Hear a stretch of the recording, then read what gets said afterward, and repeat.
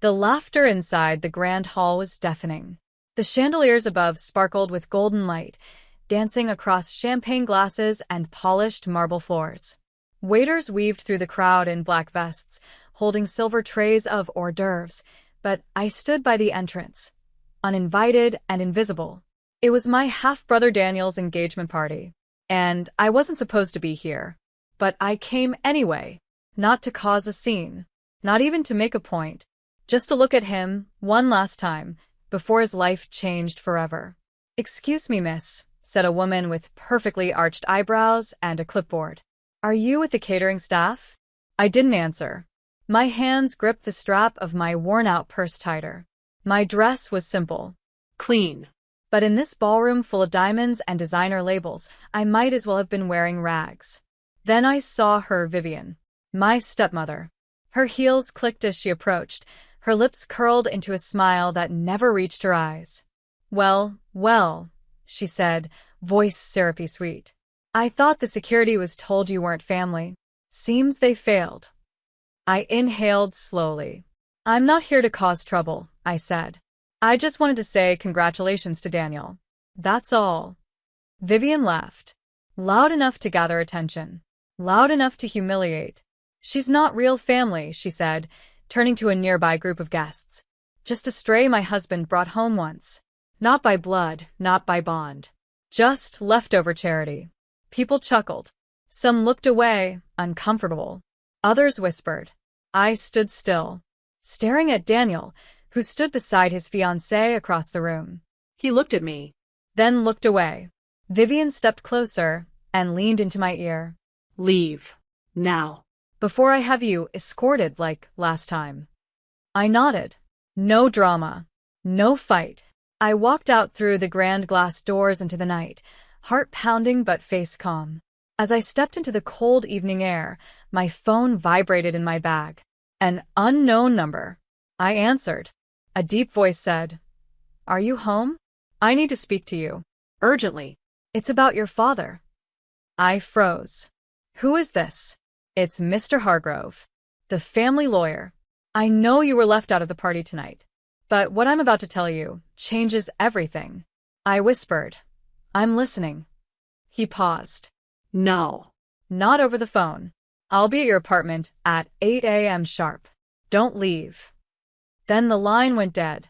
I stood under the streetlight for a moment, wind stinging my cheeks, before slowly turning to walk away. And the next morning, just as the clock struck 8, I heard it. Knock. Knock. Knock. But it wasn't just one person. It was a pounding. Urgent. Desperate. I looked through the peephole and saw them. Vivian. Daniel.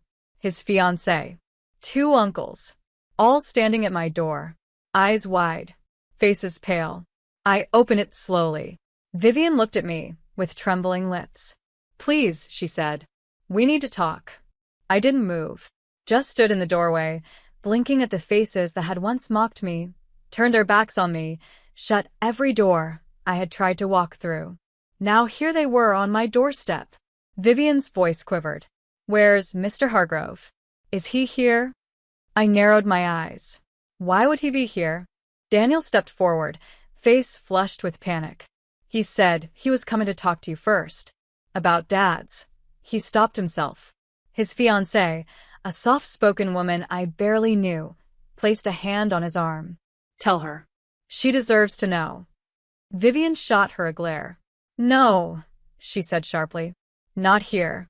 Not like this." I stepped aside. "Then don't say it. Leave." Vivian's lip trembled. But just then, another voice echoed from behind me.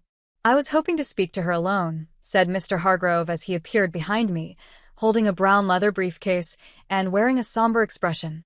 Vivian's face drained of color. "Wait," she whispered, reaching for him. "Don't, please. Not like this. Not before we speak." But he brushed past her and stepped inside. I shut the door behind him. The others remained outside. "Let's sit," he said gently, taking a seat at my tiny kitchen table. I pulled up a chair across from him, nerves pulsing like static under my skin.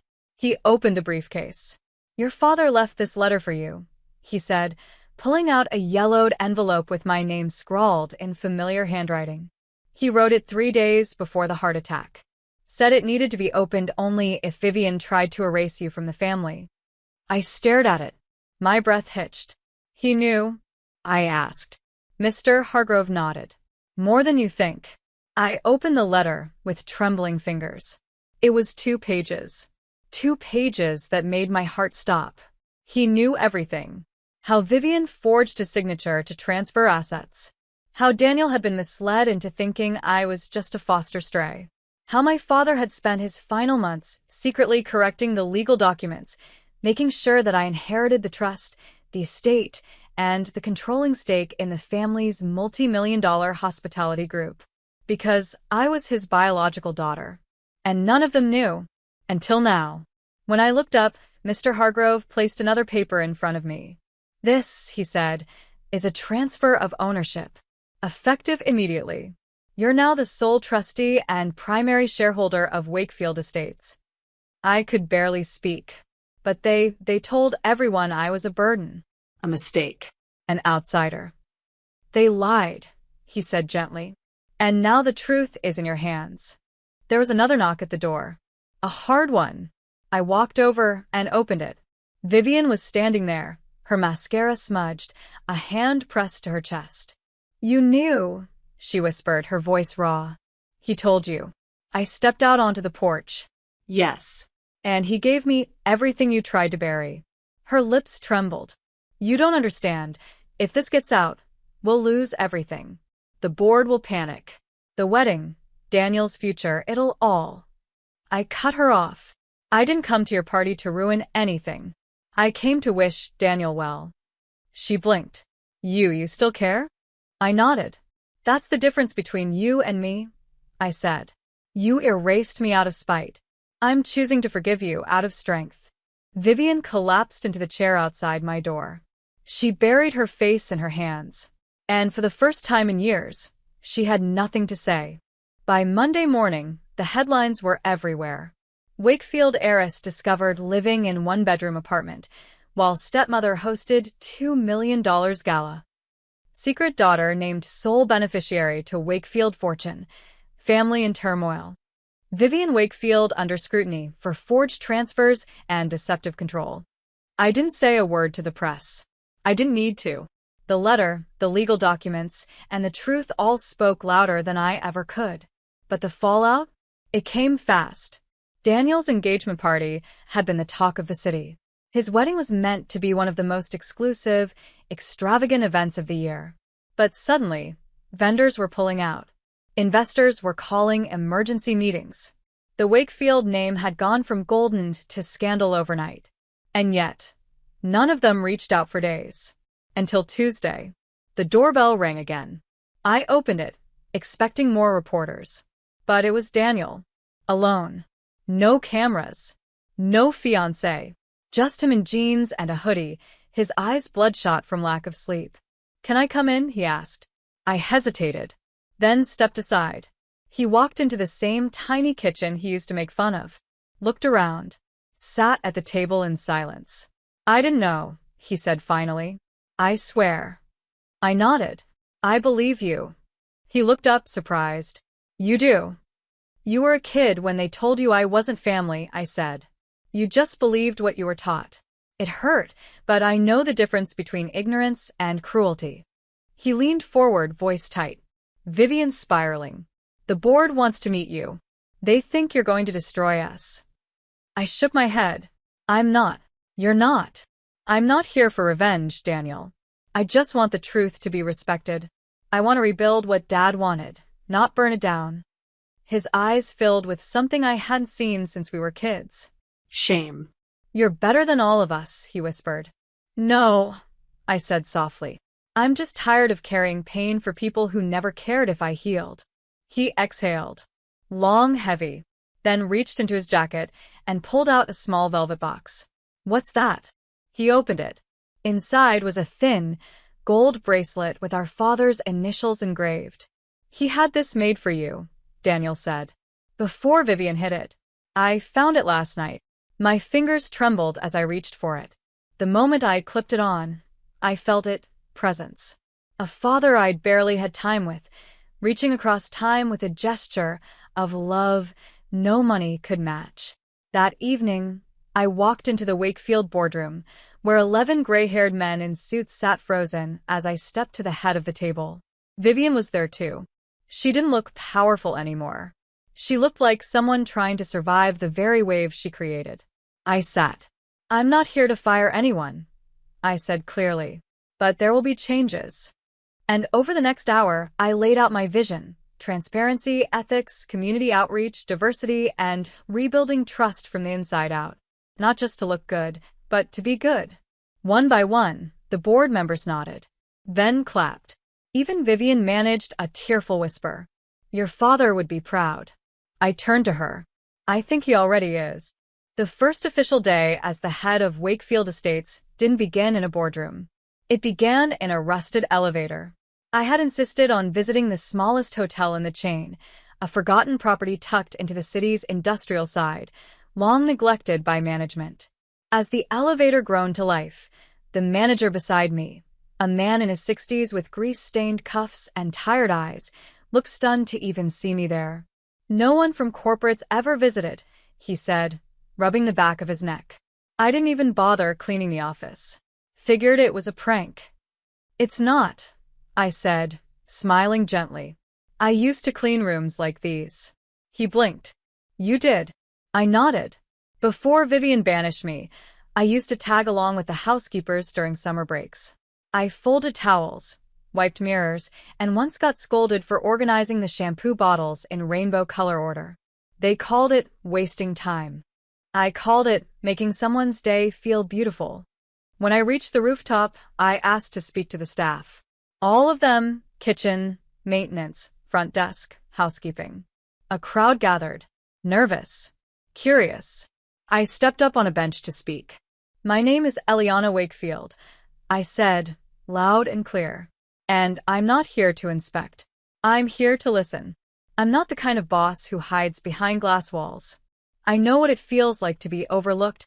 So starting today, if you have a concern, you don't need to go through 5 layers of management. You just come to me." There was a pause. Then someone clapped. Then a few more.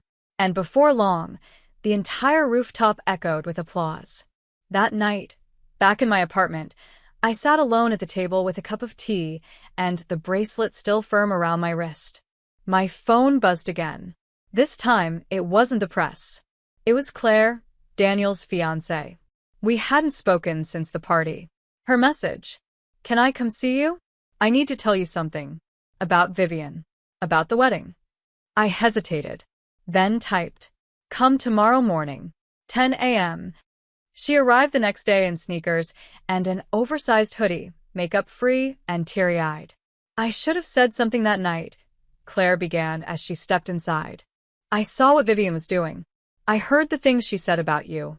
I was afraid." I sat across from her. "Why are you here now?" She took a deep breath. "Because I found something. And I think you were never supposed to see it." She reached into her bag and pulled out a small USB drive. "What is this?" "Daniel told me about your father's old study," she said. "About the drawer Vivian always kept locked. After the truth came out, I checked it. This was in the back, hidden inside a book's spine." I plugged it into my laptop. Videos, documents, emails, footage of my father speaking on camera. If anything ever happens to me and Eliana is kept from what's hers, I want this to be found. She is not just my daughter. She is the legacy I never got to finish. I covered my mouth. The next clip played: Vivian, in her early 40s, speaking coldly to someone off camera. "She'll ruin everything. That girl doesn't belong in this family. As long as I breathe, she will never sit at the head of that table." Claire sat silently, watching my hands shake. When the video ended, I looked at her. She whispered, "I know you want to forgive them, but they need to own what they did. Fully. Publicly. Not just to you, but to the legacy they almost destroyed."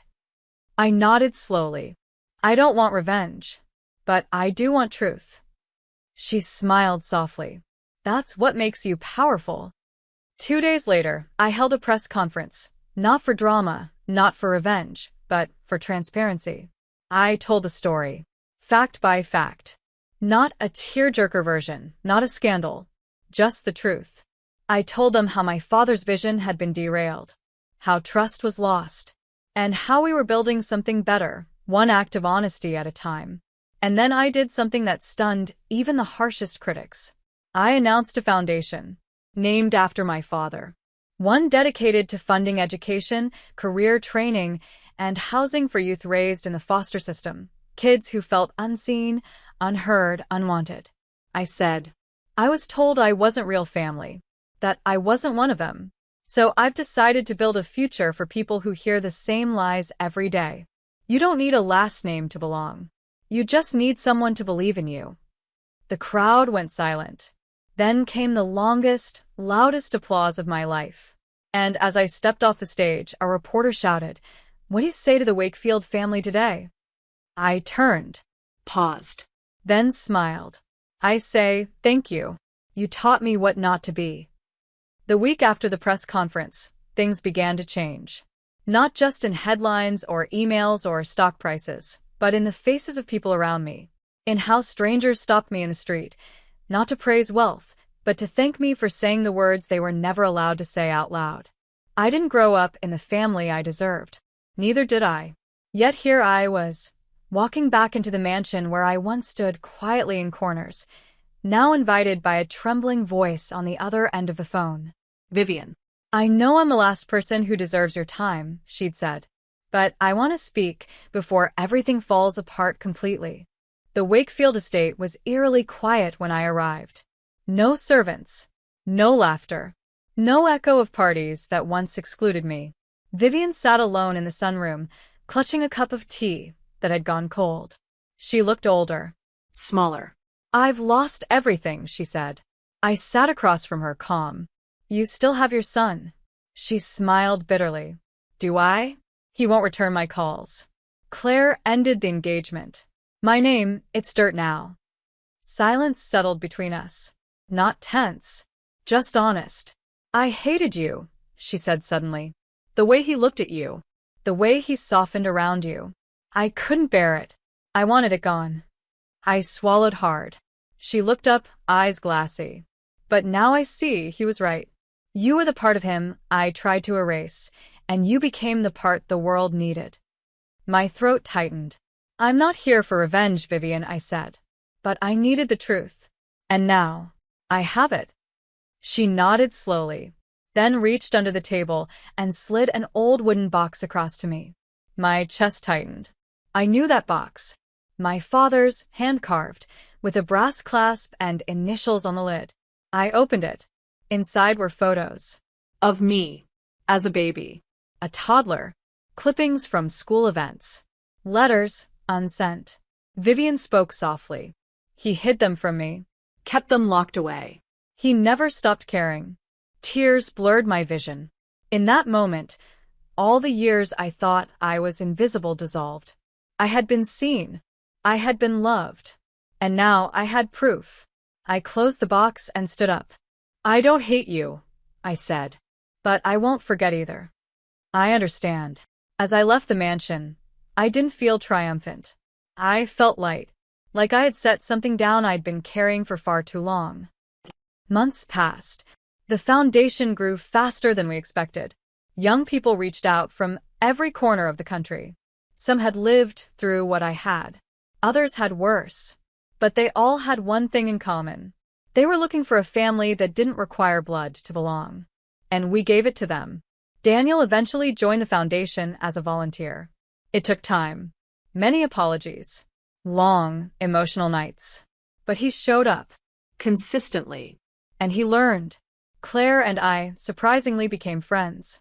She said she never felt like herself around the Wakefields until I showed her what strength could look like in silence. And she was right. But the moment that sealed everything? It came one snowy morning, right outside a small cafe where I used to work weekends as a teenager. A teenage girl was sitting on the curb, backpack on her shoulder, eyes red from crying. I walked past her. Paused. Then turned back. You okay? I asked. She looked up, wary, then shrugged. They kicked me out. Again. Said I wasn't really family. I sat beside her and smiled. "Want to come see what real family looks like?" And as we stood up, snowflakes landing gently in her hair, I realized something. This wasn't just my redemption. It was my beginning. The girl who had been kicked out of a party had opened a door to the world.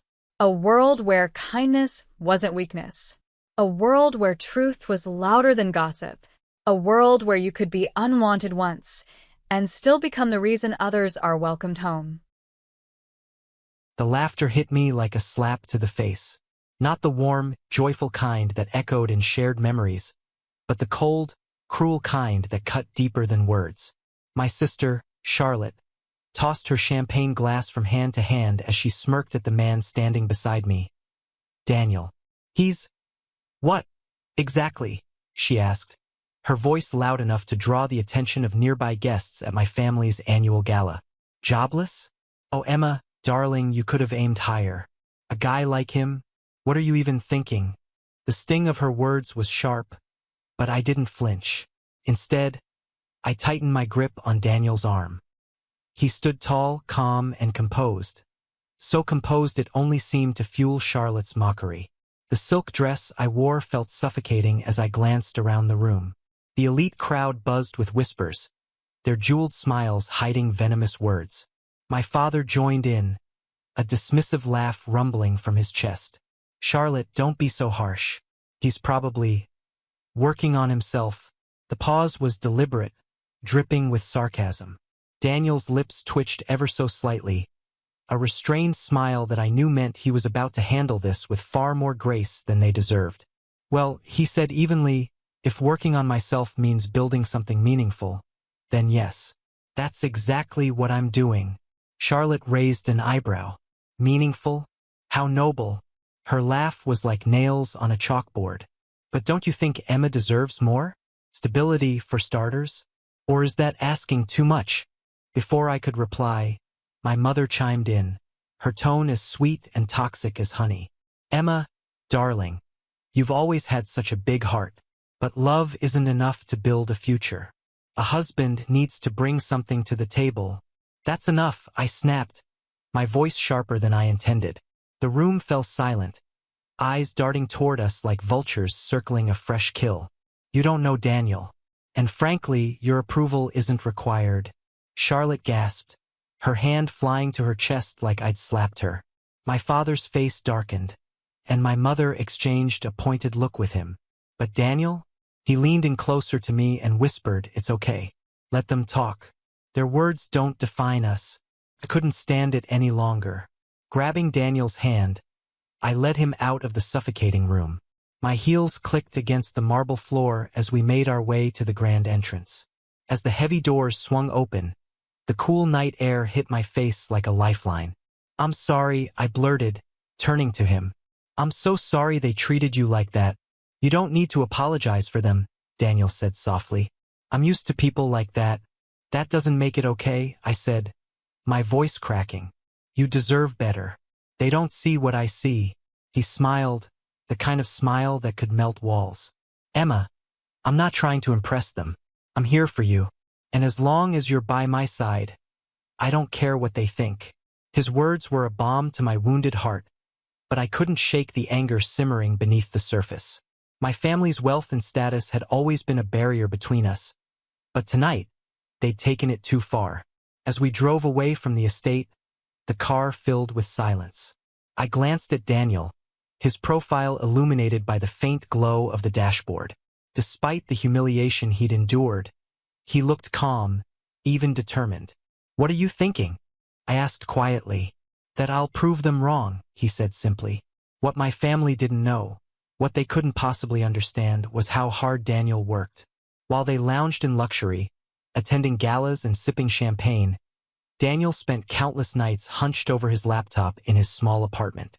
His project was ambitious, revolutionary even, a platform that could bring advanced education to underprivileged communities through AI technology. It wasn't glamorous work. There were no instant rewards, no flashy accolades. Just long hours, sleepless nights, and an unshakable belief in his vision. I watched him struggle, his face lit only by the glow of his computer screen. There were nights when he looked defeated, when the weight of his dream seemed too heavy to bear. But even then, he never gave up. "Why do you do it?" I asked him one night as we sat on his worn-out couch, a half-eaten pizza between us.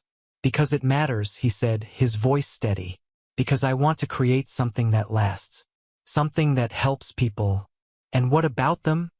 I gestured toward my phone, which buzzed with another disapproving text from my mother. "They'll never see it. They'll never understand." He reached over and took my hand. "I don't need them to understand. I just need you to believe in me." My family's interference grew more aggressive. Charlotte orchestrated dinners with wealthy suitors, thinly veiled as networking opportunities. My father cornered me in his study, his voice firm and unyielding. "Emma," he said, pacing like a lawyer preparing a case, "you need to think about your future. Daniel is ambitious, sure, but ambition doesn't pay the bills. Ambition doesn't build a stable life. Neither does arrogance," I snapped, crossing my arms. "You're so obsessed with appearances that you can't see what really matters." He stopped pacing and turned to face me, his expression dark. "This isn't about appearances. It's about practicality. You're throwing your life away on someone who can't give you what you deserve." "What I deserve," I said, my voice trembling with anger, "is someone who loves me for who I am. Someone who isn't afraid to dream. And that's exactly what I have with Daniel." The tension between me and my family reached a boiling point when they staged what can only be described as an ambush. It was a sunny Sunday afternoon, and I'd been lured to the estate under the pretense of a family meeting. The moment I stepped into the living room, I realized something was wrong. The entire family was there. My parents, Charlotte, even a few cousins I hadn't seen in years. They sat in a semicircle, their expressions a mix of concern and judgment. My mother stood in the center, wringing her hands like an actress rehearsing a monologue. "What's going on?" I asked, narrowing my eyes.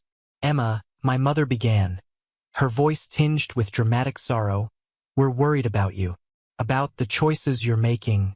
"What choices?" I demanded, though I already knew where this was headed. "Daniel," Charlotte chimed in, crossing her legs and leaning back like she was in charge. "He's not right for you. Everyone can see it.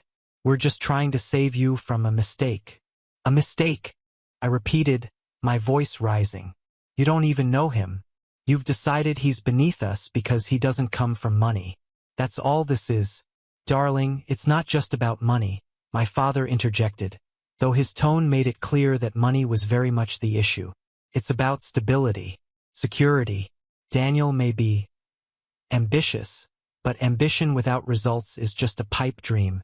I clenched my fists, my nails digging into my palms. "You have no idea how hard he's working. He's building something incredible, something that will change lives." Charlotte snorted. "Oh, please. Building what? A house of cards?" "Emma, you're deluding yourself. Love doesn't pay the bills." I couldn't take it anymore. "You're all so obsessed with status that you've forgotten what it means to actually care about someone. Daniel is the best thing that's ever happened to me, and if you can't see that, then maybe you don't know me at all." After the intervention, things between me and my family grew colder. They stopped pretending to be polite when Daniel's name came up, and I stopped pretending to care about their approval. The only thing keeping me sane was Daniel himself. He'd been making progress with his project, but it was a slow and grueling process. Every penny he had went into research, development, and testing. His apartment was littered with prototype sketches and empty coffee cups, and his once clean desk was now a chaotic mess of wires and notebooks. One evening, I found him sitting on the floor, staring at a tangled circuit board. His face was drawn, exhaustion pulling at the corners of his mouth. "Daniel," I said softly, kneeling beside him, "you need to rest." "I can't," he replied, his voice barely above a whisper. "The deadline for the investor's pitch is in 2 weeks, and I'm not ready. If I don't nail this, it's over." I reached out and cupped his face, forcing him to look at me. "You're going to nail it. You're the smartest, most determined person I know." But you can't do that if you burn yourself out. He leaned into my touch, closing his eyes. I don't deserve you. You deserve everything, I said firmly.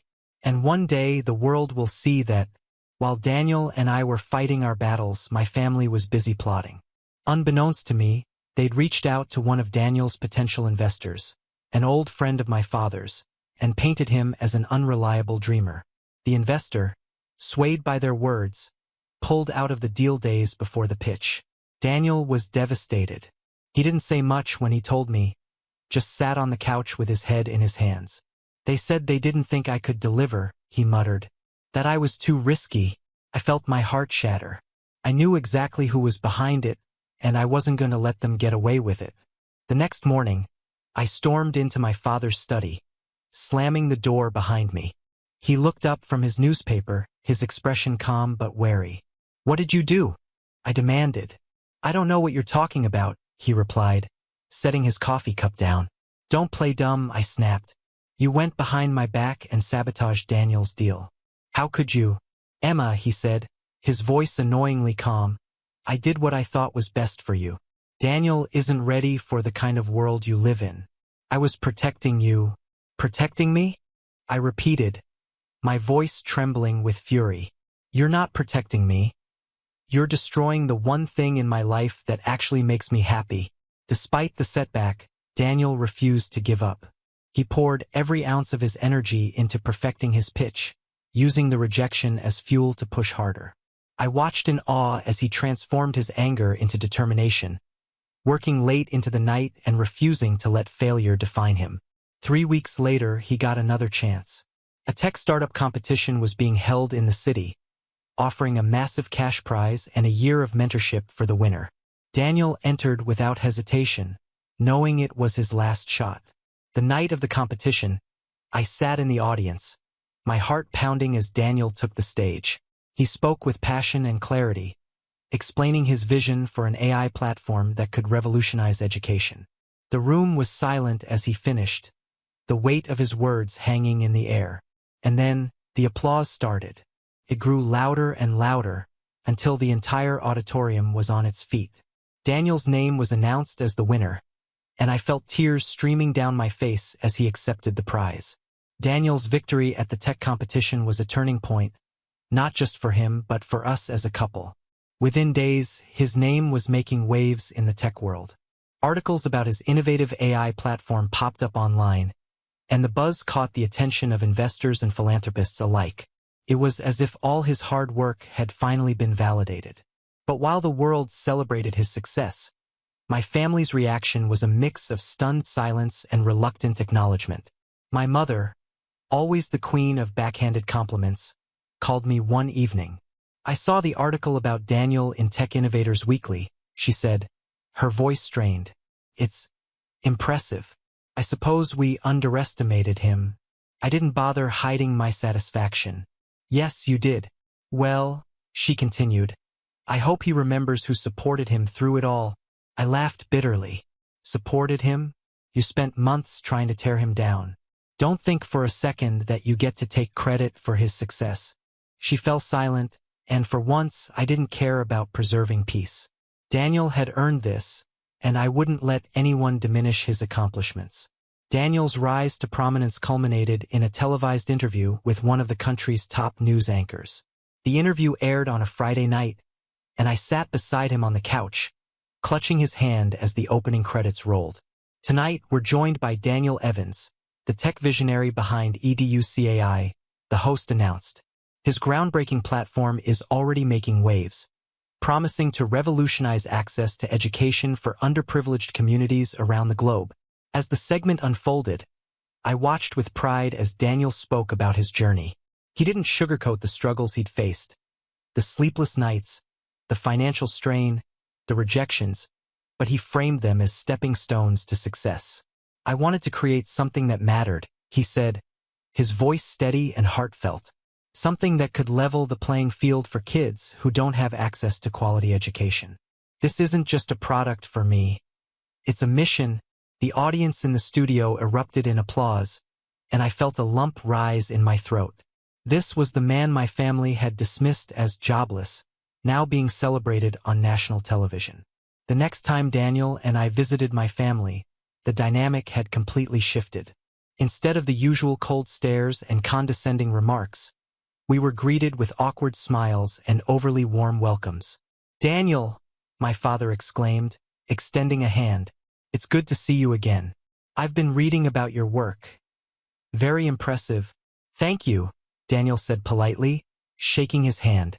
"And Emma," my mother added, her tone unusually saccharine, "you must be so proud of him." "I am," I said, my voice cool. "I always have been." As we sat down to dinner, the conversation revolved entirely around Daniel. My parents asked about his plans for the platform, his goals for expansion, and even his thoughts on philanthropy.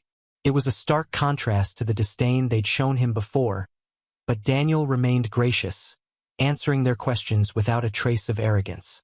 Charlotte, however, couldn't resist slipping in a jab.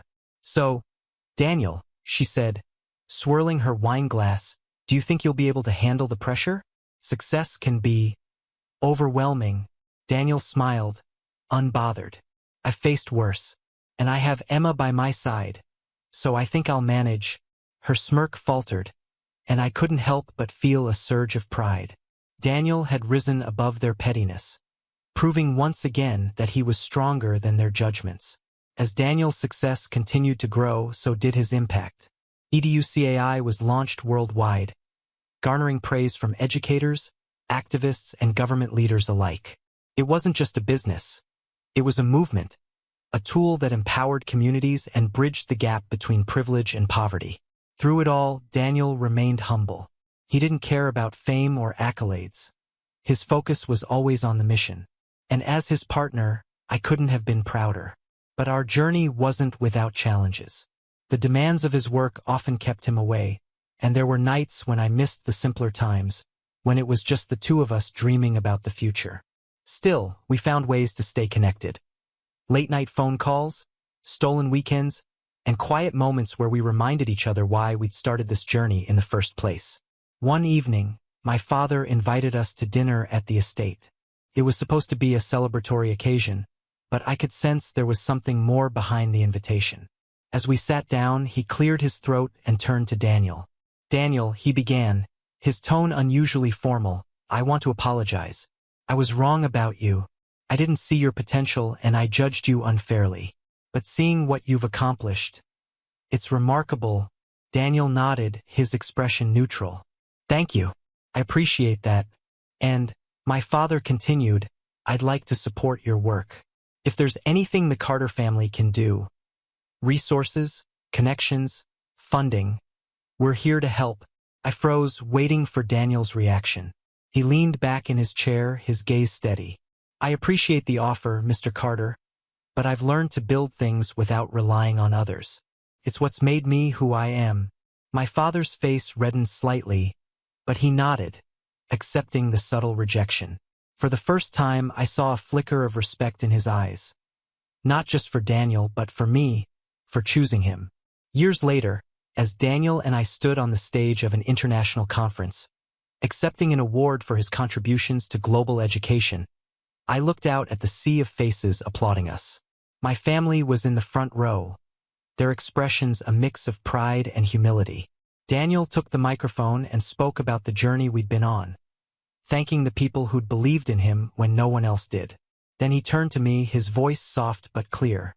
"And to Emma," he said, his eyes locking with mine, "the woman who stood by me through every setback, every sleepless night, every doubt. I wouldn't be here without you." The crowd erupted into applause, but all I could hear was the sound of my heart, full to bursting with love and pride. Our journey hadn't been easy, but it had been worth it. Together, we'd built something extraordinary. Not just a groundbreaking platform, but a life filled with purpose, love, and unshakable belief in each other. And in the end, that was the greatest triumph of all. As Daniel's platform gained traction, so did the pressure. The success brought new challenges, legal hurdles, competition from rival companies, and the grueling demands of scaling his vision globally. Every day seemed like a battle, and some nights, I found him sitting alone in the dark, staring at nothing. "What's wrong?" I asked one night as I sat beside him, his hand limp in mine. "I'm scared, Emma," he admitted, his voice barely above a whisper. "What if I can't handle this? What if it all falls apart?" I cupped his face in my hands, forcing him to look at me. "You've faced worse, Daniel. And every time you've come out stronger. You don't have to do this alone." His eyes softened, and he pulled me into a hug. "I don't know what I'd do without you." Just as things seemed to stabilize, disaster struck.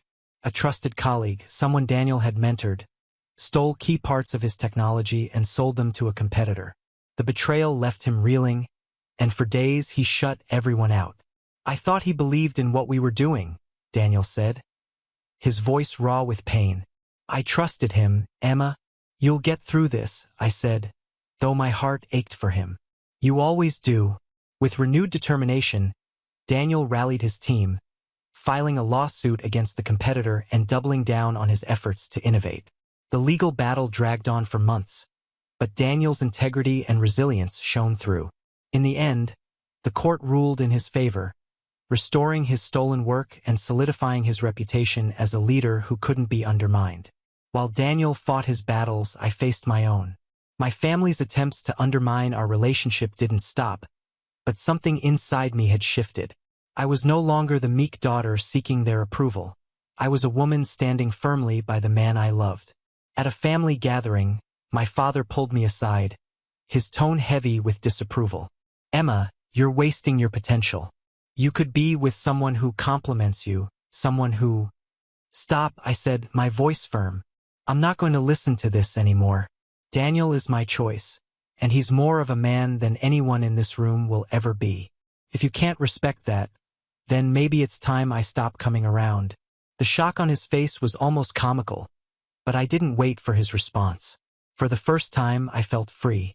Daniel's work reached a tipping point when he was invited to speak at a global education summit. It was the opportunity of a lifetime, a chance to showcase his platform to world leaders, philanthropists, and innovators. As he stepped onto the stage, the room fell silent. His voice, steady and passionate, filled the space as he spoke about the power of technology to transform lives. He shared stories of children in remote villages accessing education for the first time, of families breaking the cycle of poverty through learning. The applause was deafening. As he walked off the stage, I ran to him, tears streaming down my face. "You did it," I whispered, hugging him tightly. "We did it," he corrected, his voice full of emotion.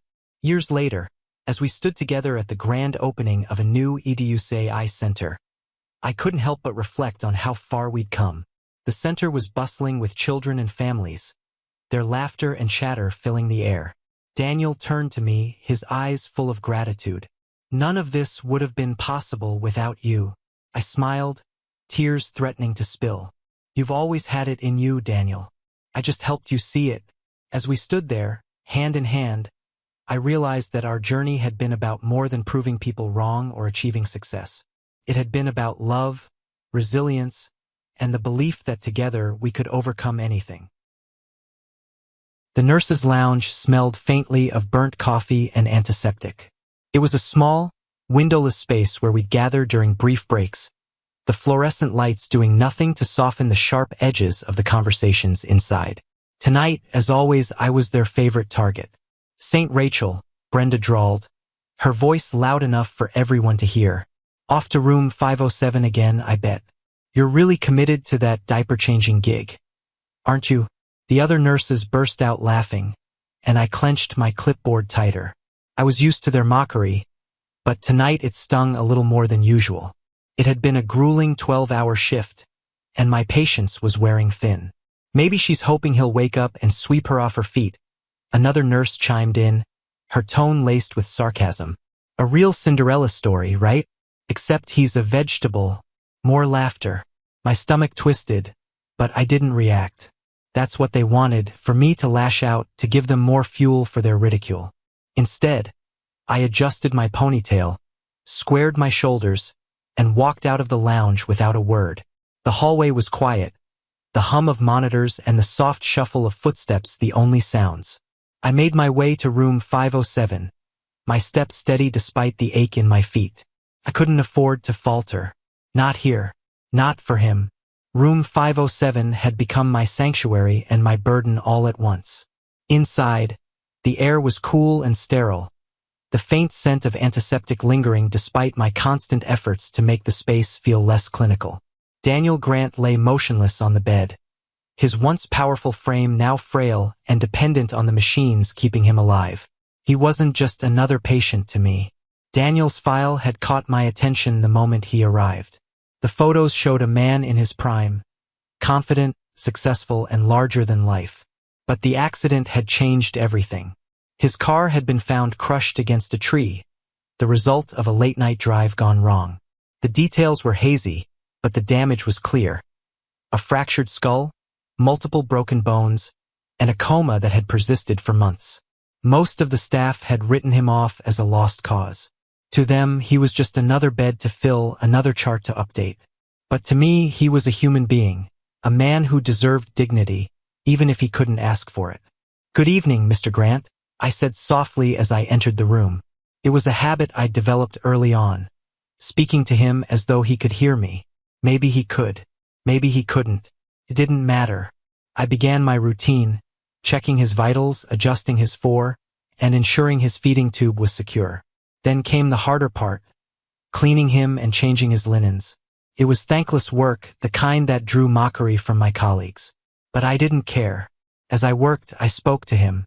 "You know, they think I'm crazy for doing this," I said, my voice barely above a whisper. "But I think they're wrong. I think you're still in there somewhere.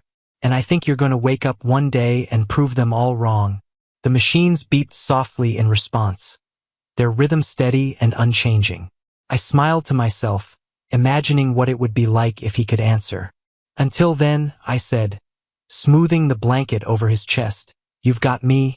Weeks passed, and the routine continued. Room 507 became my refuge, a place where I could escape the snide comments and the toxic atmosphere of the nurses' lounge. But even I had moments of doubt. Was I wasting my time? Was it foolish to care so deeply for someone who might never wake up? Those questions haunted me, but I pushed them aside. And then, one quiet evening, everything changed. I was adjusting his blanket when I noticed it, a faint twitch in his hand. At first, I thought I was imagining it. But then it happened again. "Mr. Grant," I whispered, my heart pounding. "Can you hear me? If you can, try to move your fingers." Seconds passed. Just as I began to doubt myself, his fingers curled ever so slightly. My breath caught in my throat. "Oh my God," I murmured. "You're waking up." I pressed the call button, summoning the doctor and a team of nurses. The room filled with people, the air buzzing with urgency as they assessed his condition. But all I could focus on was the faint, steady pressure of his hand in mine. He was coming back. Daniel's recovery was slow, but it was happening. Day by day, he regained strength, his body responding to therapy in ways the doctors hadn't thought possible. By the end of the second week, he was speaking in short, raspy sentences. "Rachel," he said one afternoon, his voice weak but unmistakable. It was the first time he'd spoken my name, and the sound of it sent a shiver down my spine. "Yes, Mr. Grant?" I asked, my voice trembling. "Thank you," he said simply, his eyes locking onto mine, "for not giving up on me." Tears blurred my vision, but I blinked them away. "You're welcome," I said softly. "I'm just glad you're back." Daniel's recovery sent shockwaves through the hospital. Word of his progress spread quickly, and so did the growing attention on room 507. Nurses who had once avoided him like the plague now lingered by the door, their curiosity barely concealed. I tried to ignore the stares and whispers as I walked into his room. Daniel was sitting up for the first time, his posture still weak but undeniably different. His once pale, lifeless face was now filled with determination, though his body bore the scars of his ordeal. "Good morning, Mr. Grant," I said, setting down my clipboard. "Daniel," he corrected, his voice raspy but firm. "Please call me Daniel." "Okay," I said with a small smile. "How are you feeling today, Daniel?" "Better," he replied. "Because of you." I hesitated, unsure how to respond. Gratitude was one thing, but there was something in his tone that made my heart skip a beat. He didn't just sound thankful, he sounded sincere. I was just doing my job, I said finally, avoiding his gaze as I adjusted his fore. No, he said, his voice sharper now. It was more than that. I know what they said about me. What they said about you. I froze. What do you mean? He let out a slow breath. I couldn't move. I couldn't speak. But I could hear. Everything. My heart pounded in my chest as his words sank in. He'd heard it all, the laughter, the mockery, the cruel things my colleagues had said. Heat rushed to my cheeks as I thought of all the times I'd poured my heart out to him, thinking he was oblivious. I'm sorry, I said softly, my voice barely above a whisper. Don't be, he said. You were the only one who treated me like a person. I owe you everything. The day Daniel's full identity became known was the day the hospital turned on its head. It started with a routine news segment playing in the waiting room, a special report on Daniel Grant's recovery. That's him, one of the nurses exclaimed, pointing at the screen. That's the guy in 507. The room erupted into chaos as the staff scrambled to confirm what they were seeing. Daniel Grant wasn't just a patient, he was a billionaire, the CEO of one of the most powerful conglomerates in the country. His accident had made national headlines, and now his recovery was making waves. Brenda, of course, was the first to jump on the bandwagon. I always knew there was something special about him, she gushed to anyone who would listen. I mean, I practically spent all my free time in his room. I rolled my eyes but said nothing. Let her spin her stories. Daniel knew the truth, and that was all that mattered. A week later, I found a sleek black envelope waiting for me at the nurse's station. My name was written in elegant gold script, and inside was an invitation. Dinner at Daniel's estate. I stared at the card, my emotions a whirlwind of confusion and apprehension. Why would he invite me? What could I possibly say to him outside the sterile confines of the hospital? Looks like someone's moving up in the world, Brenda sneered, snatching the card from my hands. She read it aloud, her voice dripping with mockery. Dinner with Daniel Grant. How fancy.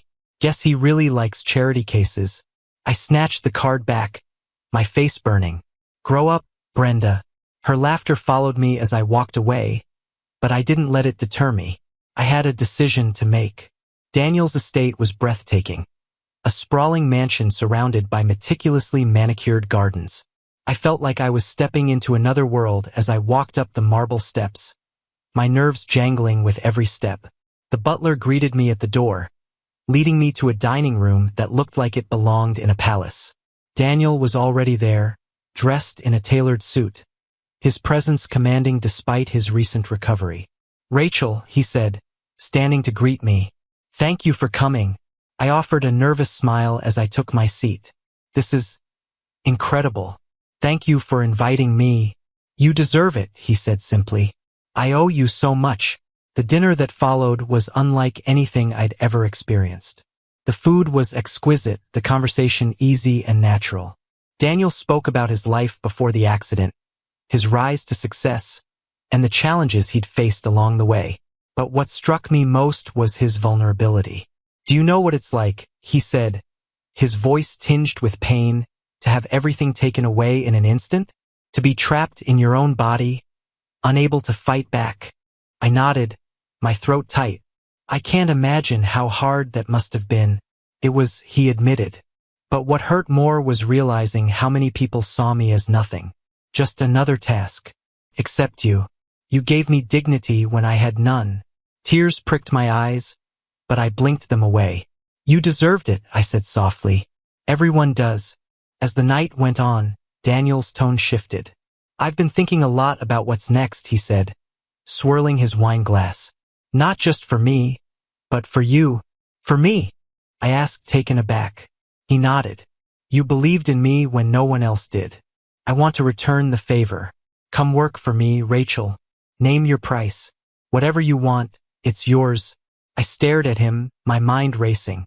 Daniel, I don't know what to say. Say yes, he said simply. You're not just a nurse, you're a leader, and I want you by my side. The following days were a whirlwind of emotions. Daniel's offer lingered in my mind like a beacon equal parts exhilarating and terrifying. Working for him meant leaving the hospital, the only place I'd ever known professionally. It also meant stepping into a world I didn't fully understand, one of wealth, power, and influence. Brenda and the others were relentless, their bitterness bubbling to the surface. "She thinks she's too good for this place now," Brenda spat one afternoon. "Can't wait to see her fall flat on her face." Their words no longer had the power to wound me, but they fueled my determination. If I was going to leave, I would do it on my terms, with no regrets. That night, I called Daniel. "Rachel," he answered, his voice warm and steady.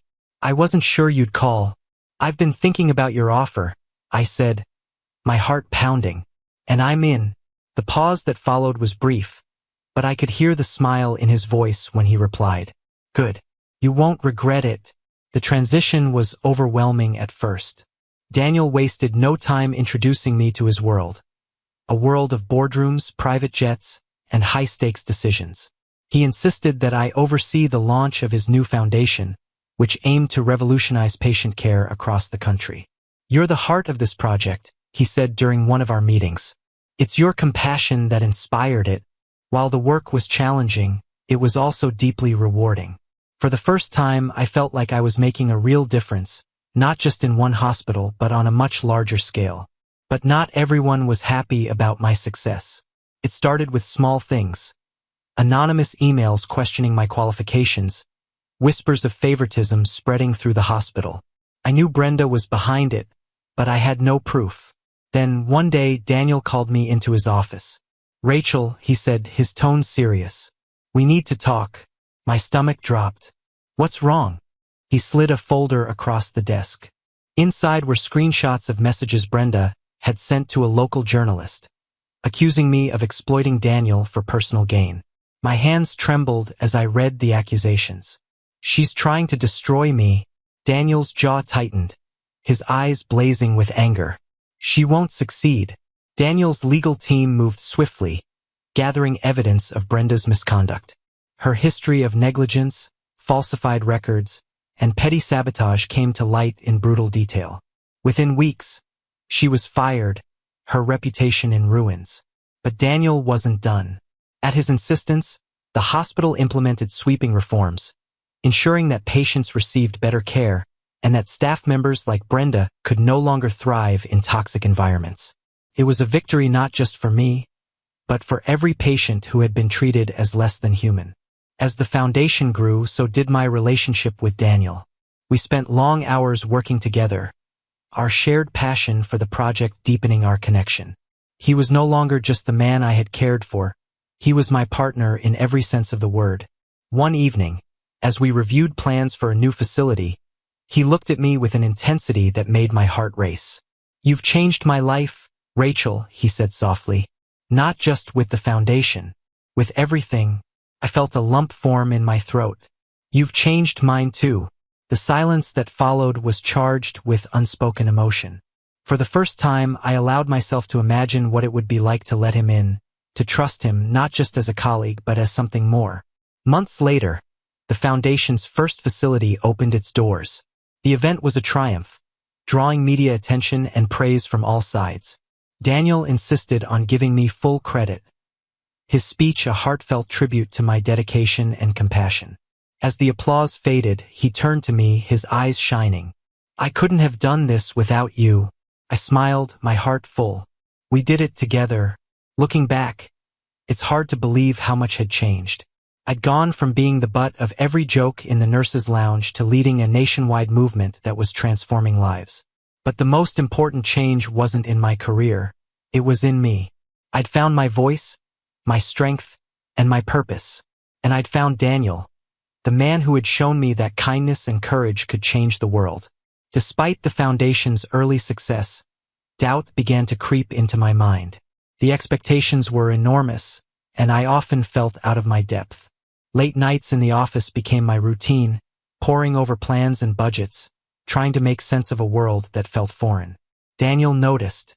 "You're working yourself to death," he said one evening, finding me in the foundation's office long after everyone else had left. He placed a cup of tea on the desk beside me. "Talk to me. What's going on?" I sighed, leaning back in my chair. I don't want to let you down. You could never let me down, he said, his voice gentle but firm. Rachel, you've already done more than I could have hoped for. This foundation is what it is because of you. His words were reassuring, but the weight of responsibility still pressed heavy on my shoulders. I wanted to succeed not for myself but for him, for everything he'd given me. Just as I began to find my footing, the foundation became the target of a vicious media campaign. Anonymous sources accused us of mismanaging funds, claiming that I was unqualified and out of my league. The headlines were brutal, from nurse to fraud, Rachel's rapid rise under fire. The accusations were baseless, but the damage was done. Donors began pulling out, and the board questioned my leadership.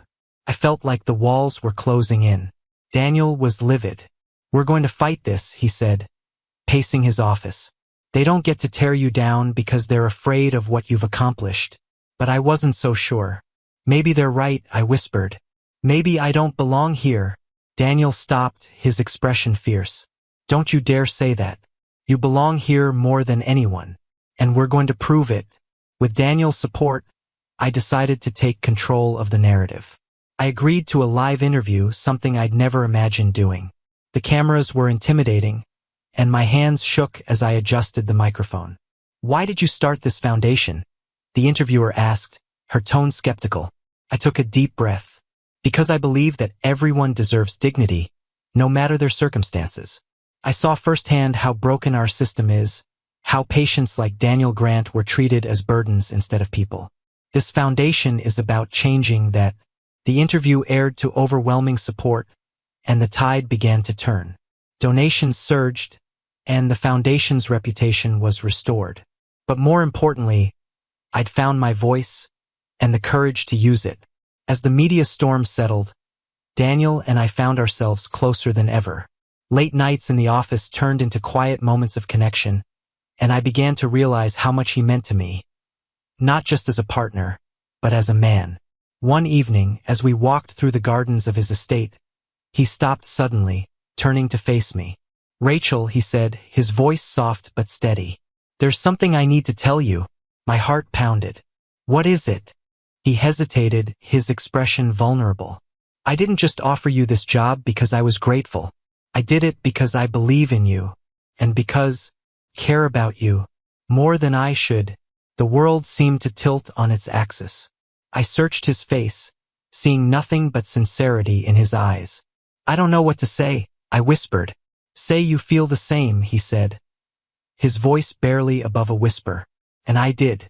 From that moment on, our relationship evolved into something deeper. We worked side by side, not just as colleagues but as partners in every sense of the word. Together, we expanded the foundation, opening facilities across the country and transforming countless lives. But the real transformation was in me. The timid nurse who had once been the target of ridicule was now a leader, a force to be reckoned with. And it was all because one man believed in me when I didn't believe in myself. Years later, as I stood on the stage of the Foundation's annual gala, I looked out at the crowd. A sea of faces filled with hope and gratitude. Daniel was in the front row, his eyes shining with pride. This foundation started as a dream, I said, my voice steady. A dream to create a world where every patient is treated with dignity. But it's become so much more than that. It's proof that kindness, compassion, and determination can change the world. The applause was deafening, but my focus was on Daniel. He stood, his smile lighting up the room, and in that moment, I knew that everything we had built together was just the beginning.